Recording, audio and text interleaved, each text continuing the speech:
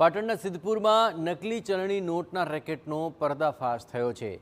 20, 100 અને 500ના દરની 1945 નકલી ચલણી નોટ જપ્ત કરવામાં આવી। અહીં કાર્તિકી પૂનમના મેળામાં નકલી નોટ ફરતી થતાં પોલીસે વોચ ગોઠવી હતી। પોલીસે રેડ કરીને નકલી નોટ સાથે એક આરોપીને ઝડપ્યો હતો। આરોપીના ઘરેથી કાગળ, પ્રિન્ટર અને સ્કેનર સહિતનો મુદ્દામાલ જપ્ત કરાયો। 5 લાખથી વધુની કિંમતની નકલી ચલણી નોટો જપ્ત કરાઈ। પોલીસે આરોપીની ધરપકડ કરી આ અંગે વધુ તપાસ હાથ ધરી છે।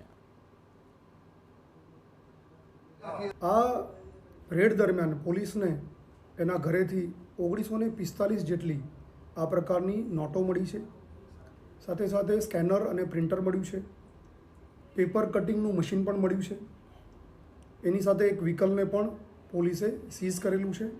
જે નોટો મળી છે એમાં 500ના દરની 961 જેટલી નોટ મળી છે।